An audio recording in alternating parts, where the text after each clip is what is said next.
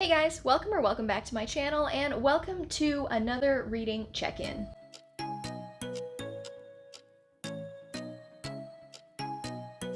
So in the last one of these I did, I told you guys we were going to start moving them to like mid-monthly, and today is nearly the middle of the month, so that's what we are going to do. First things first, because I didn't know where else to insert this footage, so I'm just going to kind of use this in like a vlog type fashion. Enjoy past me doing a quick unboxing of the Fairy Loot Adult Dark Academia box. Okay guys, sorry for the weird angle. I'm just trying to figure out the best way to do these unboxings because, like I've talked about in my previous video, I'm not getting the full Fairy Loot box anymore. I'm just getting the Fairy Loot adult box. So I want to figure out how to unbox these for you guys, but it's like literally just a book, like it's book only. So I'm trying to figure out the best way to slot these in. I might just work them into whatever video is coming out closest to that point. I really don't know. We're gonna work with it. If you guys have any suggestions, let me know. But for now, I'm going to do a quick little clip unboxing the March Fairy Loot Dark Academia box. This is their adult book only subscription, so there's not going to be any items, but it is a custom edition of whatever book is inside here. So let's just jump to the unboxing. So first and foremost, I actually really love their adult boxes. Like, this print is so freaking cool. There's like a dagger and I think fairy wings, and if you can hear jingling, I apologize. Jinx thinks that she needs to be everywhere that I am, and so her collar is very loud. Anyway, their new box is really cool. I am a fan. It's got like their website on the side, all of that stuff. So the first thing that we see when we open it is, oh, cardboard. I wasn't expecting that, honestly. All right, let's dig through that real quick. Okay, so it's their Dark Academia box, and it spoils the book on the back. I'm not gonna do that for you guys quite yet, although at this point I think everybody kind of knows what their book is for this month, but just in case, I won't say it. For the sake of the cleanliness of my carpet, I am not going to try and hold this in the air and pull the book in its little thingy out. Hold on, let me do it this way. Okay, underneath all of the cardboard squigglies, it does come in the usual Fairy Loot little bag that has happy reading on the one side, and I'm just gonna pull it out like this. Yep, and it's upside down. Okay, it's the Atlas 6 by Olivia Blake, and this edition is stunning. I don't know that the camera is picking it up in all of its true glory, so let me see. Do you guys see how beautiful the foiling is? And the spine is absolutely gorgeous in the back, and look at the edges. Like, can you see? Oh my god, it's absolutely stunning. So we have all of that going on the outside. It also has custom end papers because it's Fairy Loot. Let's see what the back custom end papers look like. I'll just do it this way. They look like that. Isn't that absolutely beautiful? And naked, oh my god, look, it's so pretty. It's so shiny. Okay. And the spine is even prettier. Let's see, can I get it to pick up? Okay, so there's the spine. Sorry, my face is like hanging out awkwardly. I'm trying to get it to focus on the book instead of me. And then of course it's signed. Okay, and then it's not much of a spoiler card, but it is March 2022 Dark Academia, The Atlas 6 by Olivia Blake, and our book of the month is The Atlas 6, the first book in a series about the 6 magicians who accept the opportunity of a lifetime, but only 5 of them will walk away. This book is perfect for characters that love academic rivals, magic underworlds, and morally great characters. This Fairy Loot exclusive edition comes with an exclusive cover, digitally sprayed edges, artwork on the end papers featuring the characters by Lizard Zardonic, foil embossing, and has a digital signature. If you look inside the book, you will also see beautiful artwork. And that is it. That is the Fairy Loot adult box. These are usually, I mean, this was not even a 5-minute clip, and I honestly probably dragged it out more than I needed to. So let me know where you guys think these should fit in from now on, because I genuinely don't know what to do with an unboxing that is literally just a book. Maybe, I don't know. I don't even do monthly book hauls, so like, I don't know. Well, it's a work in progress. We'll figure it out. Okay, so since the last time we spoke, I have managed to read a total of 5 books. The first 2, I'm going to talk about them together, even though I technically read them like over a week apart, but they're in the same series, so I managed to read Pestilence and War by Laura Thalassa. Honestly, I wasn't expecting to get as sucked into these as I did. These are fantasy romances about the 4 horsemen of the apocalypse. I've heard a lot of people singing their praises. I think the Bookish Box is trying to do special editions involving these books. Who knows when those are going to get sent out, but I've heard a lot of people really enjoying not just the 4 Horsemen series by Laura Thalassa, but but the Bargainer series by Laura Thalassa. I was more interested in the Four Horsemen than I was in the Bargainer, so I started with Pestilence. One of the reasons that I had been putting this off for so long, here's just a fun tidbit of information for you guys, is because if you have watched Supernatural, you know that there is a season in it about the Horsemen of the Apocalypse,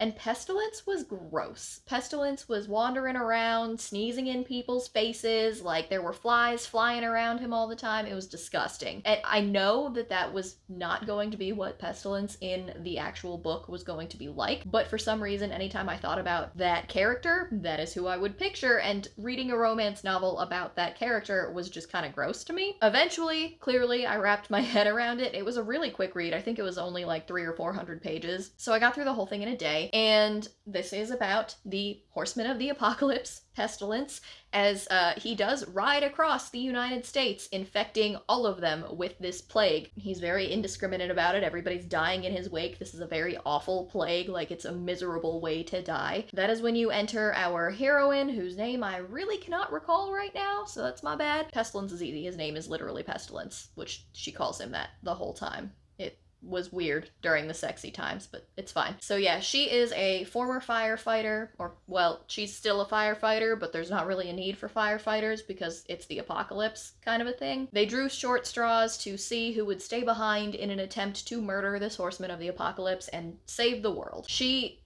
drew this short straw, so she stayed behind and she like murdered the crap out of him, but he is a supernatural being and he cannot die. So she I think she shoots him and sets him on fire and a whole bunch of other things. She's like convinced that he's dead, so she goes off and takes a nap before she starts to leave, and then she wakes up and he's trying to kill her, and then he's like, no, death is too easy for you, I'm going to continue to punish you, and then he drags her along and makes her watch him murder a lot of people. These books are dark. If you don't think that these books are going to be dark, if you think that the Horsemen of the Apocalypse falling in love is going to be a happy-go-lucky romance novel, don't read these.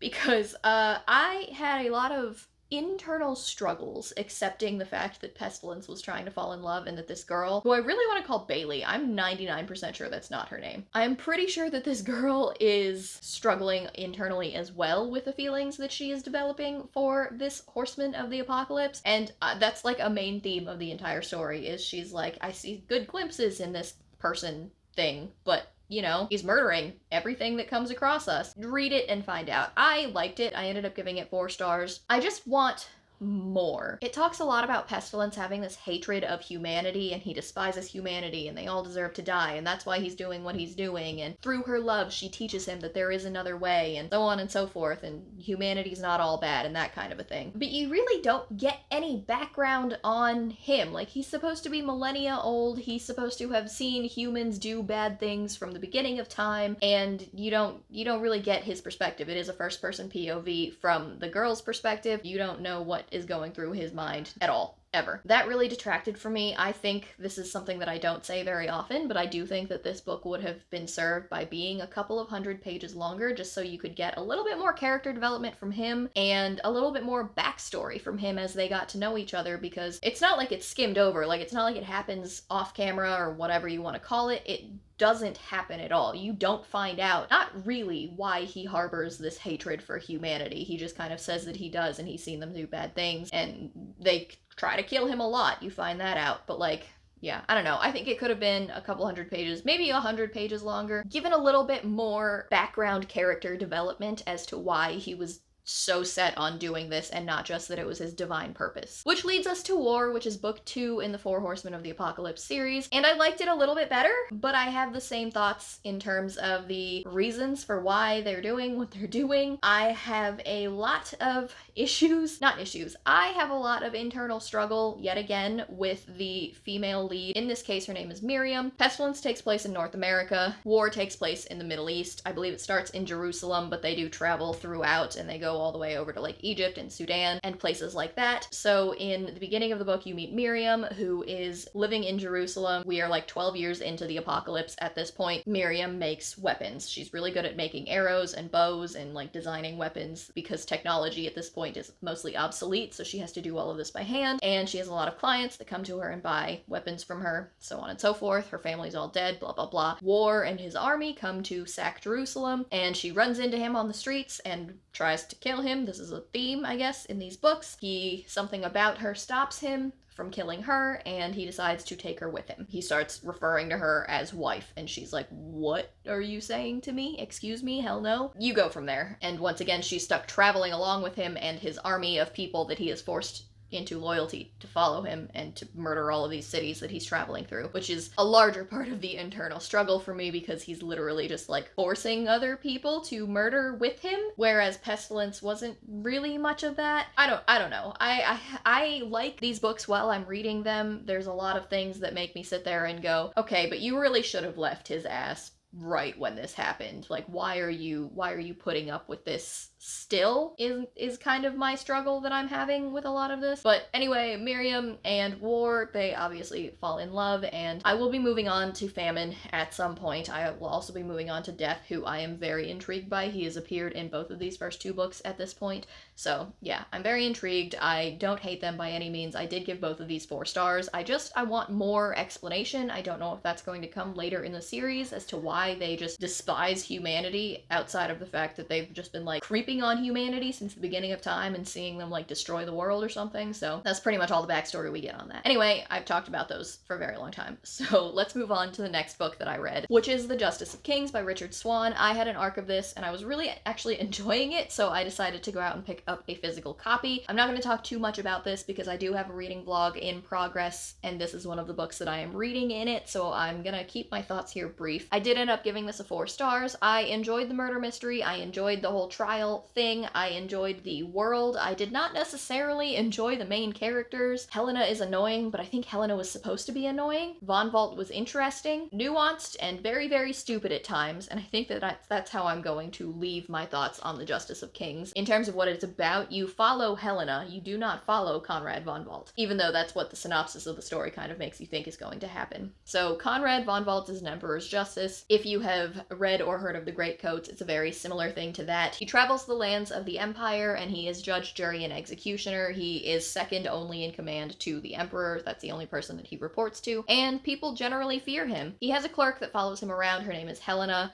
Sedenka, I think is her last name. That is who your perspective is from. That's whose perspective you're reading it from. She is kind of writing this as a memoir as an older woman, telling you the story of what happened when she was 19 years old, and that's kind of what sets the entire, I think it's the Empire of the Wolf series, into motion. There is a conspiracy, there is a murder mystery, there is a lot of political stuff going on in the background, and I really, really enjoyed this, so I gave it a 4 out of 5 stars. Next was another arc, and it's another arc that I'm not going to talk too much in depth about, and that is Quarter to Midnight by Karen Rose. You guys know I love Karen Rose. I talk about her a lot on this channel. Her romantic suspense series is second to none for me. I just really, really enjoy my time with every single one of those books. They're always heart-wrenching and emotional and just really, really fascinating to read, and this was no different. So Quarter to Midnight is her new spin-off series that is taking place in New Orleans, in which you are following Molly and you are following Gabe. Molly is a private investigator. She is a former cop. She is a former Marine. Gabe is a TV show award-winning chef who owns a restaurant in the Quarter. His father